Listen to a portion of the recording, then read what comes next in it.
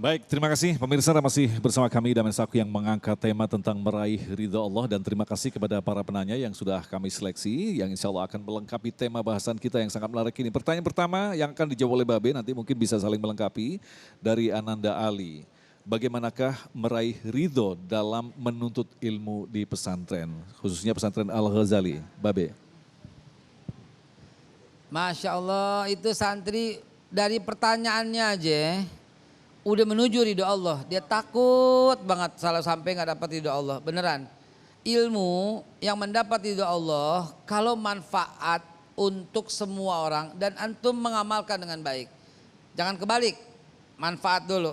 Ya ilmu kalau nggak diamalin tetap ada gunanya karena al ilmu bila amalin kasajari bila samarin. Ilmu yang nggak diamalkan seperti pohon yang nggak berbuah. Tapi itu pohon bisa buat berlindung nggak? Bisa dipotong buat dibikin bangunan rumah nggak? Bisa, walaupun kagak ada buahnya. Tapi yang lebih bermanfaat tentu yang ada buahnya. Karena itu anakku sekalian tadi yang bertanya, nomor satu mesti manfaat buat orang banyak. Dan antum juga mengamalkan dengan sebaik-baiknya. Itu udah mendapatkan ridho Allah Subhanahu wa taala. Orang yang paling top dalam sejarah ilmunya tertinggi adalah setelah Rasulullah SAW sampaikan yaitu Sayyidina Ali bin Abi Thalib. Tapi wafatnya pun kena tusuk. Jadi bukan jaminan juga tuh. Ya orang yang bagaimana wafatnya. Tapi dia mendapatkan ridho Allah Subhanahu wa taala dengan wafatnya. Yang Ustadz maksud tidak tentu bagaimana ujungnya wafatnya. Tidak tentu bagaimana jumlah kekayaannya. Tidak tentu bagaimana semua jabatannya. Tidak tentu semua. Yang penting ketika ilmu ada dan bermanfaat buat orang banyak dan buat antum juga antum amalkan, itu mendapat ridho Allah Subhanahu wa taala. Ilmu adalah sifat Allah, sedangkan amal sifat hamba. Udah tentu dong ilmu lebih tinggi daripada amal. Dan orang yang beramal tanpa ilmu diterima enggak? Enggak diterima, tapi orang yang berilmu tanpa amal masih ada gunanya. Ilmu adalah sifat Allah. Pada suatu hari syaitan mau masuk ke masjid. Ada orang yang tidur, setan gak masuk. Karena ada orang yang terbalik, ada orang yang sholat, setan gak masuk. Tapi ada orang yang tidur. Ini kisah zaman Rasulullah SAW. Sampai ini setan kenapa? Kok ada orang sholat dia mau godain, yang tidur dia gak mau godain. Dia takut bahkan. Ini dalam hadis sahih riwayat Rasulullah SAW menceritakan. Anakku tadi yang bertanya, ketahuilah setan itu yang ngomong. Saya takut dengan orang yang tidur karena dia orang berilmu. Dia nggak takut sama orang yang sholat, yang sholatnya tanpa ilmu. Di situ keutamaannya. Lihatlah Abu Bakar Siddiq dengan benar lisannya, setan pasti kalah. Nabi yang jamin. Usdul lisanak illa min khairin fa innaka taglibu syaitan. Simpan lidahmu kecuali untuk kebaikan. Karena dengan menyimpan itu yang jelek-jelek ente simpan, ente akan mampu mengalahkan setan. Dan Umar bin Khattab karena tegasnya dia dalam menuntut ilmu, dalam menjelaskan, dalam menerapkan, dalam mengaplikasikan, dalam menyampaikan, membuat setan enggak berani dekat dengan Umar bin Khattab. Inna syaitanu la yafiru min zili Umar wa masalaka Umaru fajjan illa wasalaka syaitanu fajjan akhar. Setan akan pilih gang lain. Jadi anakku sekalian, yang mengganggu ridho Allah itu, yang mengganggu hatimu untuk mendapat ridho Allah pasti setan. Karena itu ketika kau berilmu dengan baik dan benar, setan lari dan ridho Allah akan kau capai, akan kau raih. Begitu. Akbar. Nah Ustaz Zaki ini menarik sekali apa yang telah dipaparkan oleh Babe tadi. Mungkin Ustaz Zaki bisa sekaligus menegaskan.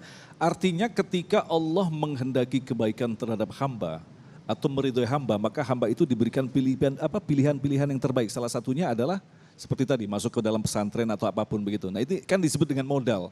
Nah ketika kan ada kisah seperti ini, seorang pembunuh 100 gitu kan ya, waktu itu 99 akhirnya dilengkapkan dengan 100. Ini kan artinya orang ini belum melakukan secara sempurna tetapi sudah dimatikan oleh Allah. Nah bagaimana dengan orang-orang yang diberikan modal sedikit ridho Allah tetapi ternyata belum tuntas begitu? Baik, bismillahirrahmanirrahim. Segala perbuatan hamba Allah itu kualitasnya kan dilihat dari niat awalnya. Makanya ada satu makalah ilahi anta maksudi wa ridhaka matlubi.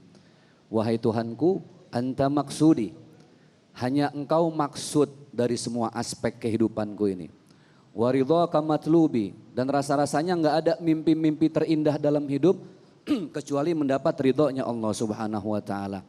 Keridhaan kecil atau besar itu semua hak Allah untuk memberikan kepada setiap hambanya. Makanya Abu Nawas dalam syair yang begitu indah, ilahi lastulil firdausi ahla. Ya Allah, rasa-rasanya orang kayak saya yang banyak dosa, kata Abu Nawas, masuk sorga nggak pantas banget. Maksiat sering, khilaf emang demen, dosa nggak kelar-kelar. Wala aqwa 'alan naril jahim. Tapi kalau dipikir-pikir orang kayak saya nggak bakal kuat juga masuk neraka nih.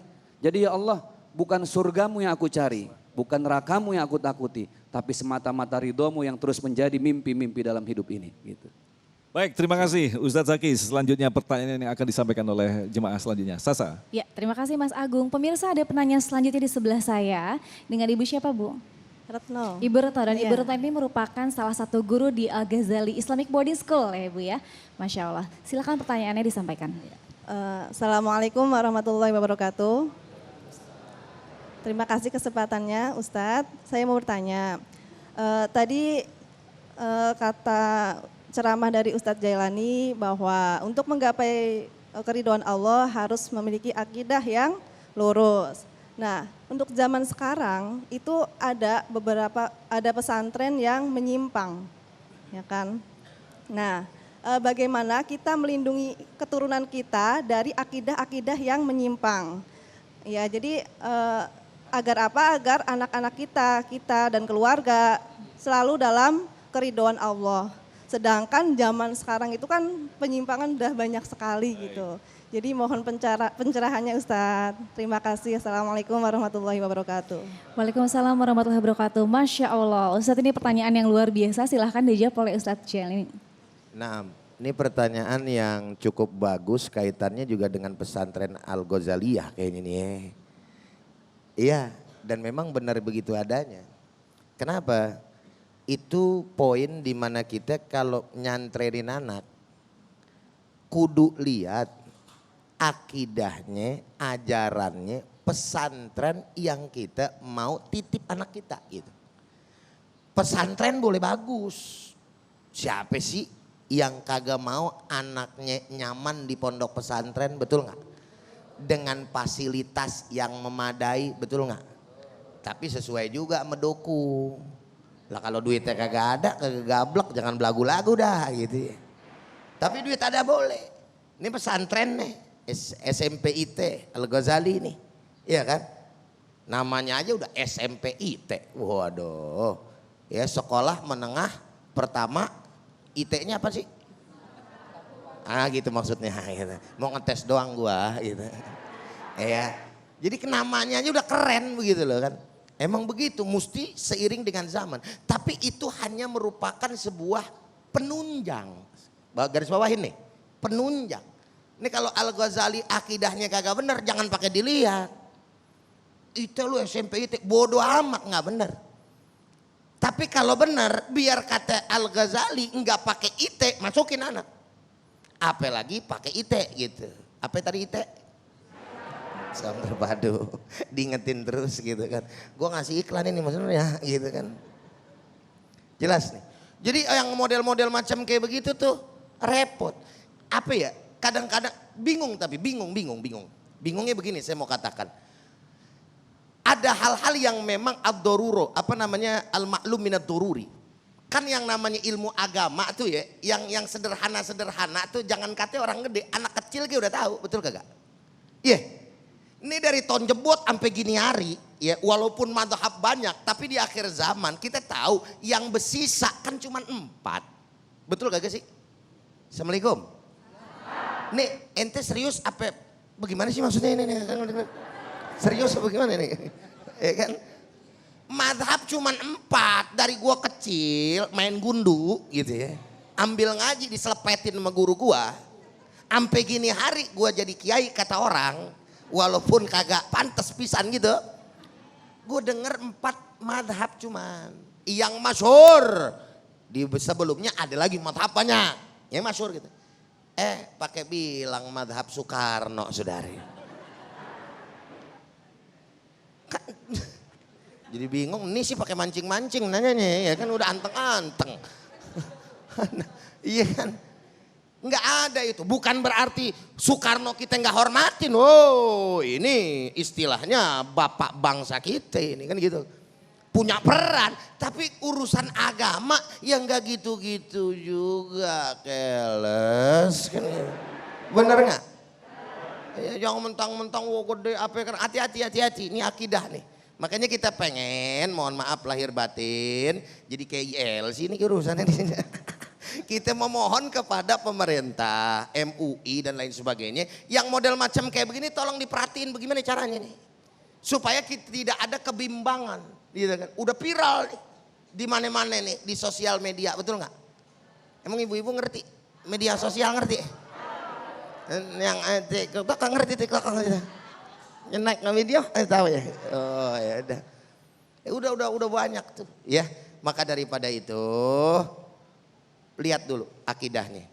Ya, ada ahlus sunnah wal jamaah. Siapa sih ahlus sunnah wal jamaah? Makanya kalau mau masukin anak ke pondok pesantren, emak bapaknya kudu ngaji. Ini kadang-kadang PA juga sih orang tua. Mau anaknya soleh hadir ngaji kagak. Giliran diajak ngaji apa dia kata? Udah biarin dah, giliran gue mah udah habis, anak gue aja ntar. Bagaimana anak kayak bagaimana udah habis. Utlubul ilma minal mahdi ilal. Karena penting, jadi ketika dia tahu mana yang benar nih ajaran, yang bagus, yang lurus gitu kan. Maka dia paham tuh masukin anak. Jangan kata yang sesat, yang kagak sesat aja kadang-kadang bisa jadi persoalan. Muhammadiyah sama NU sama-sama Islam gak? Tapi punya perbedaan gak? Itu perbedaan khilafiyah. Ente punya laki NU, ente Muhammadiyah berkelahi. Bener kagak?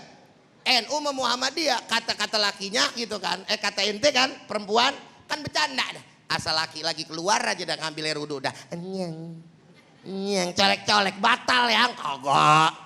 Karena Muhammadiyah bilang kagak batal, NU bilang batal. Gara-gara begitu bisa berkelahi. Apalagi yang ibarat kata berbedanya usuluddin. Ada dua tuh, furuuddin dan usuluddin. Usuluddin dan furuuddin adalah dua udin yang tidak masuk di dalam lagu Udin Sedunia.